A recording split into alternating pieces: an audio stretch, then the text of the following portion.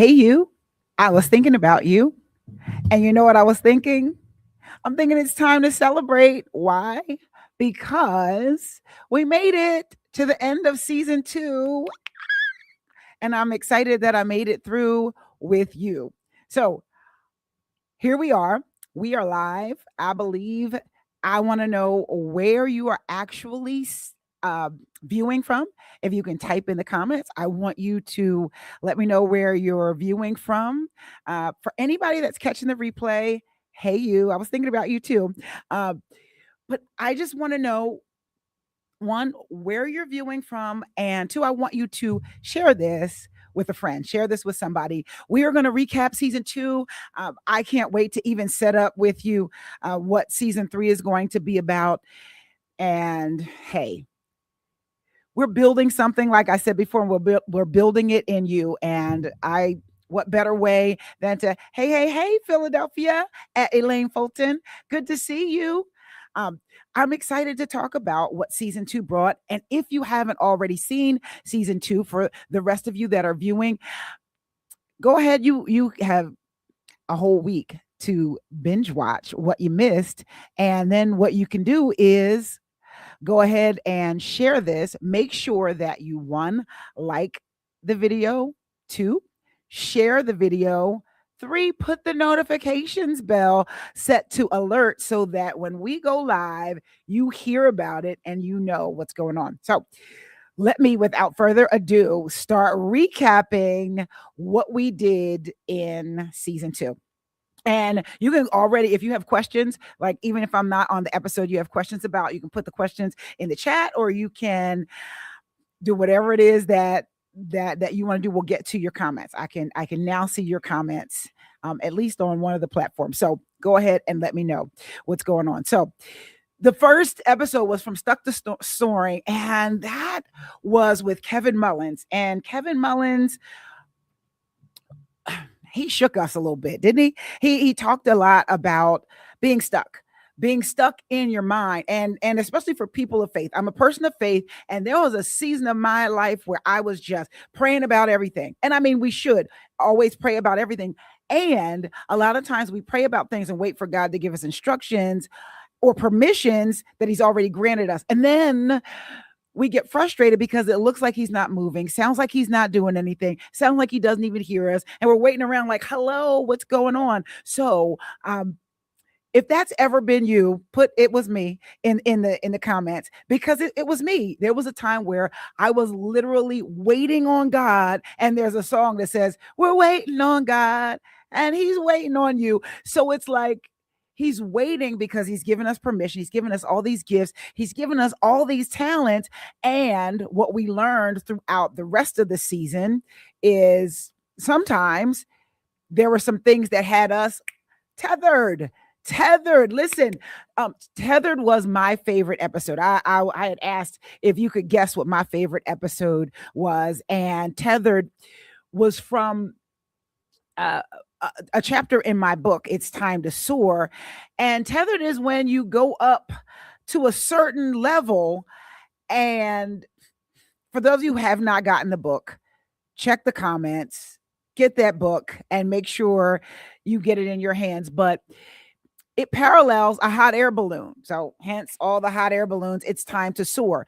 And if you've ever seen a hot air balloon ride or been on one, then you know you start out and you go up, but there are ropes that keep you tied to the ground when to keep you from lifting off too soon, right?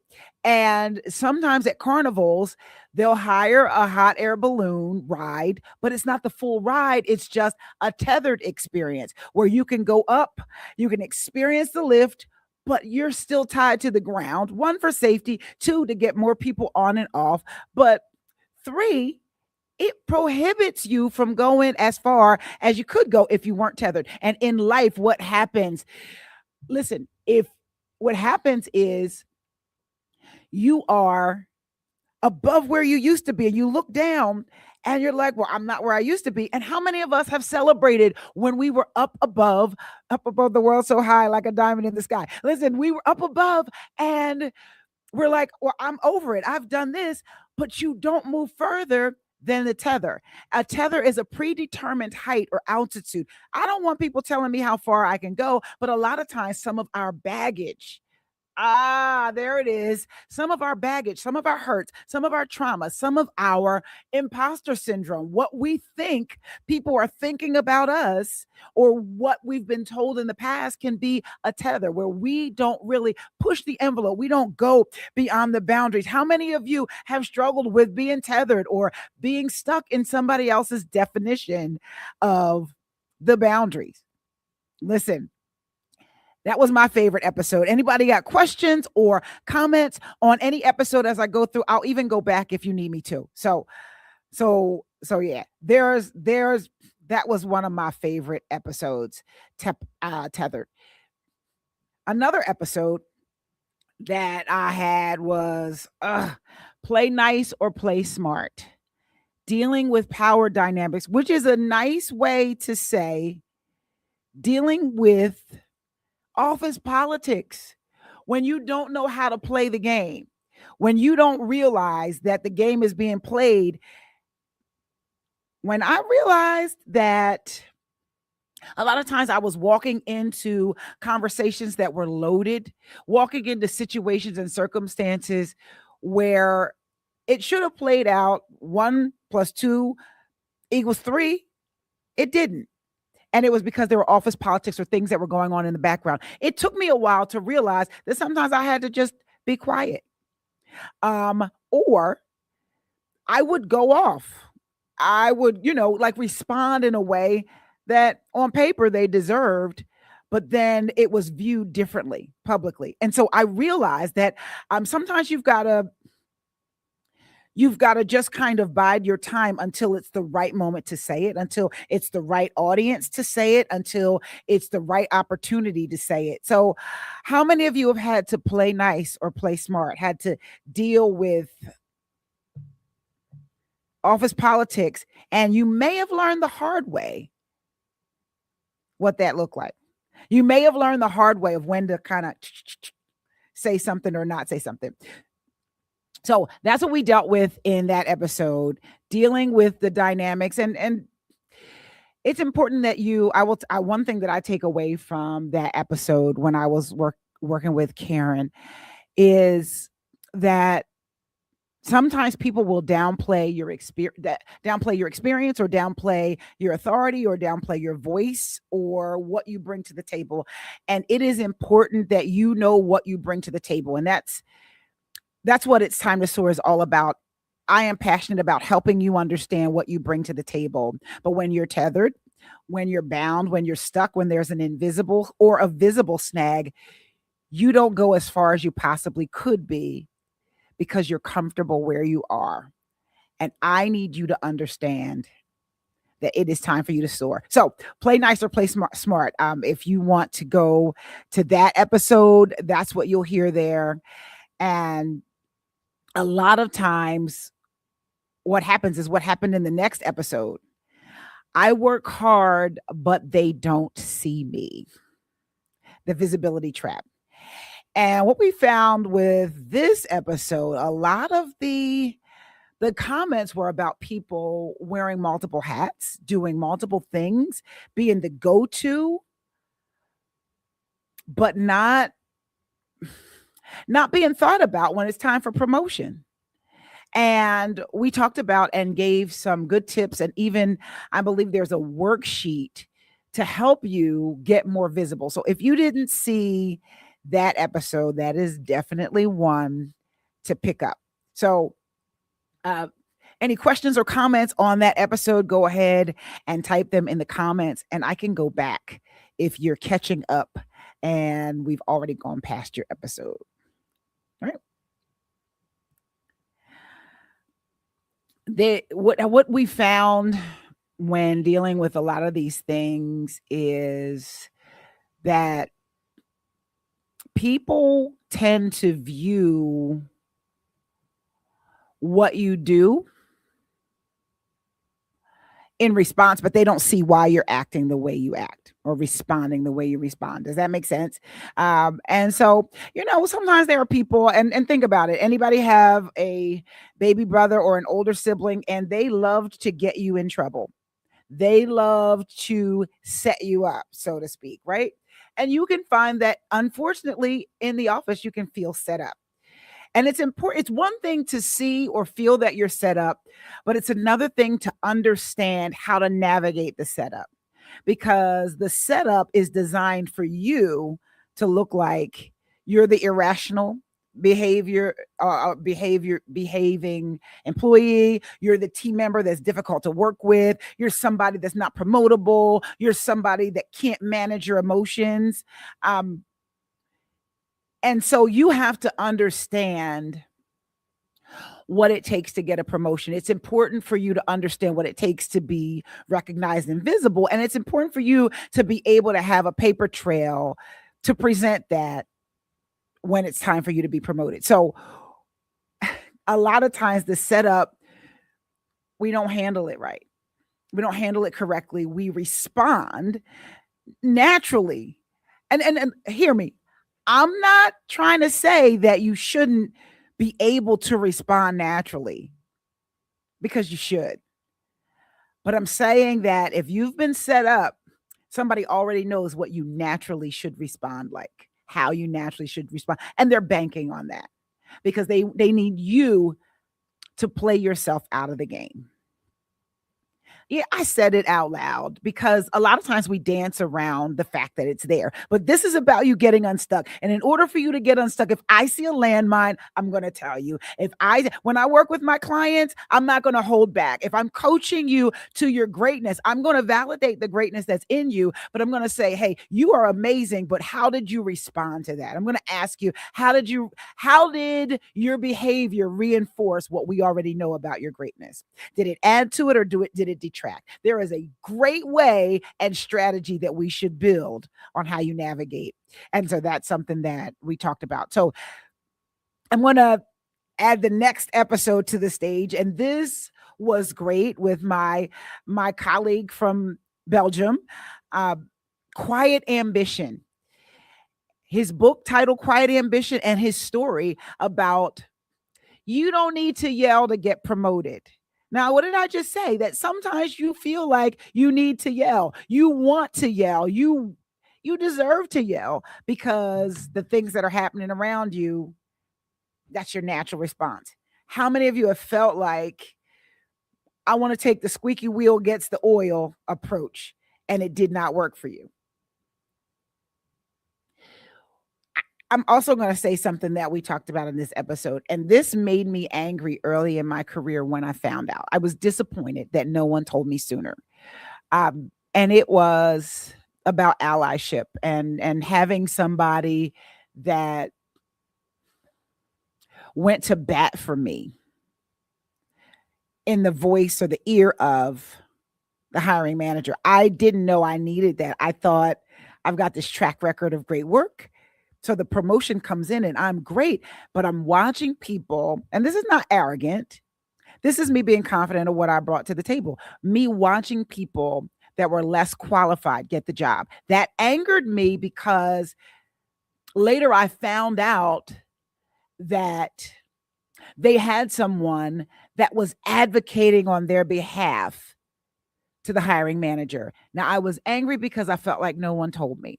I know no one told me, because if they told me, I'd have found me an advocate, right? How many of you were late in your career when you realized that it happened to me early in my career? So I did find somebody, but it wasn't early enough that I didn't waste time. How many of you wasted time not knowing that you needed an advocate, somebody that was an ally, somebody that could pull your coattail, somebody that could also speak on your behalf to the hiring manager? How many of you just felt like it just was supposed to be your hard work and your ethic, and you just should get promoted? That was me. That was me. So when I found out that people were getting jobs and promotions, even though they didn't work as well as me, their skills, their background, what they brought to the table was less than what I was bringing to the table, I was mad. I was mad. And what Patrick Kamba walked us through is what allyship looked like, what having an advocate looked like, and what holding your peace, being steady, making the right partnerships could do for promotion, could do for your role, could do for your image. And like I said, if you're being set up, whether intentionally or not intentionally, you do not want to ever misrepresent what you bring to the table. If I misrepresent what I bring to the table by shouting, throwing a tantrum, or worse, sometimes we leave the job. How many of you left the job? Left the job too soon? You left the job because it looked like they weren't valuing you, but you never made them value you. And I don't mean make in an aggressive way, but you never became undeniable. It's time for you to be undeniable, and that's how you soar.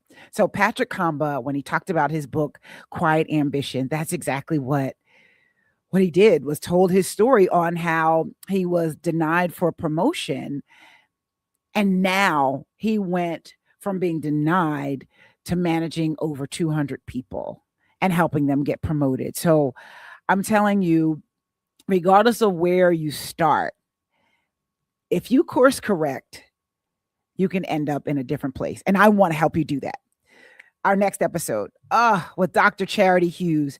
Listen, that was such a powerful episode. If you haven't seen it, go get it. The blind spots that are holding you back, how leaders get stuck, and how to finally break free. How many of you remember what we talked about in that episode? Or there was anything that stuck for you in that episode? And again, if you're a replay viewer, I want you to type it into the chat, because into the comments, because people come back and listen. And I go back and I review as many comments as I can and reply and respond. But Dr. Charity Hughes talked about one thing that resonated with me was when she said she was sent on an international trip and her manager said to her, "I need them to know that you're in the room." And what she said was that she was an observer. She would have solutions, she would have answers, but as an introvert, she didn't intentionally raise her wisdom or raise what she knew or raise what she wanted to share. Instead, she would just be there if called upon. How many of you have been stuck in that? If they would have asked me, I would have told them, but you didn't ask me. You kind of, when you do that, you don't position yourself as a leader. You don't share what you have, because sometimes what you have can pivot the whole discussion, can alter or adjust or even improve the final product, whatever you're working on. But a lot of times we get in our own way by holding back. How many of you can admit you've been guilty of holding back? Like maybe that's you, that you held back, or you're holding back now. Listen, let me coach you. It is time for you to have those courageous conversations. It's time for you to prepare your paper trail, the body of work that says, this is what I do, this is what I've done, and this is how I tie back to the organization's goals. It's time. It's time for you to soar.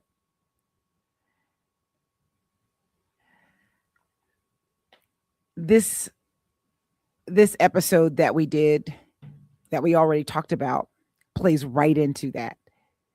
Is that you're working hard sometimes and you're not being seen. Is that you? It is time for you to be seen. Oh, and season 3, I'm telling you, season 3 is about that. We're taking the next step. We are going the next step. When we are going the next step. How many of you remember our special guest, Dr. Suzanne Castle? When we spoke with Dr. Suzanne, one thing that struck me was when she talked about decision fatigue. How many of you know when you're most productive, when you make the best decisions, when you think clearest, when you're most innovative? How many of you know your patterns? It's important for you to do that. It's important for you to know. If you don't know your patterns, I wanted to, if you're looking for a sign or a signal that says you need to know your patterns, this is it. It is time for you to know when you're your best so that you can time block what it is that you need to do. And one thing that struck me in the middle of her episode was when she said she was, well, I don't know if you remember, she talked about spaghetti sauce. If you watch the episode, you know what it is. If you haven't watched it, go watch. She got to the point where she realized that she made the best decisions when her mind was fresh. And how many decisions we make, women versus men, throughout a day. And that at the end of the day, or in her breaking period, she couldn't trust herself to make the best decisions for the business, in that instance, dinner. And that she knew she needed to reset. How many of you intentionally reset?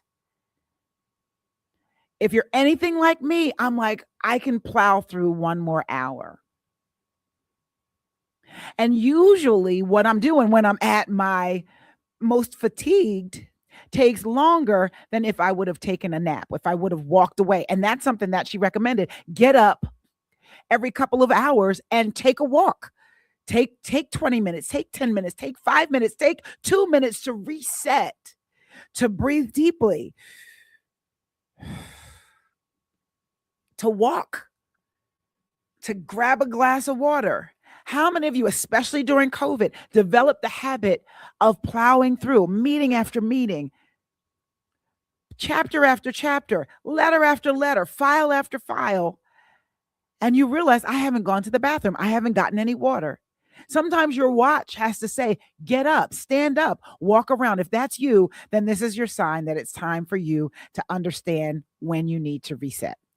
Your brain is keeping you stuck, and here's how to rewire it. Rewiring your brain. Listen, I'm not going to spoil everything, but if you missed that episode, go back and watch it. I'm telling you, the nuggets that she dropped and the link with all of her goodies and tips and tidbits are going to be life-changing for you. I encourage you to rewatch that episode.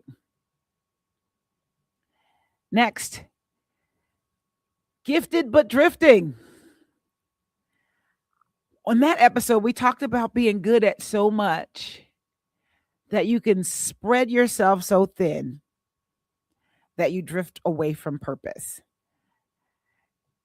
In that episode, I talked about growing up a PK, preacher's kid, pastor's kid. We all know how to do everything from top to bottom, and we do it well because in the beginning we were a small congregation and we had to just fill in the cracks. And just because we got to the point where just because we know how to do it doesn't mean, one, we're passionate about it, two, that that's our purpose, and three, that somebody else can do it better now that we have staff. And so that's a rut that many of us can get into at small organizations. When you plug in the holes, you fill in, and there's no real title to it. You just kind of do it. One, you need to be compensated for that. Two, if it's not your passion, you will not do it with the 100% that you need. And three, it will not refill and refuel you if it's not what you love. So it's important for you to understand, especially you gifted folks with all the many things, that you prioritize the gifting, that you give time to the things that drive you and invigorate and energize you the most. And that if you're in a place where you're not aligned with what energizes you the most, that you make a path to get to a place that's going to energize you the best. Right? Because when you live out a lot of alignment, it slowly breaks you. We are not in the age like with our parents where you work 20, 30 years on a job that you don't love just to get a watch at the end of retirement, or just, and I'm not disrespecting or dishonoring our parents, but back then they just did what they did to put food on the table. They did what they did for the family, and we love it, and we survived and we thrived because of it. And we are not in that era anymore. What you are gifted with, what makes you excited, is something that an organization needs. So instead of staying somewhere where you are not aligned with your purpose, you're not aligned with your morals, you're not aligned with what makes you excited, we'll break you and put you in a box. And in 2026, and I think this episode might have aired in 2025, but in this day and this age, I am telling you, it is time for you to soar. It is time for you to break free. It is time for you to align with your values, align with what excites you, align with what should compensate you, because you have been gifted by God.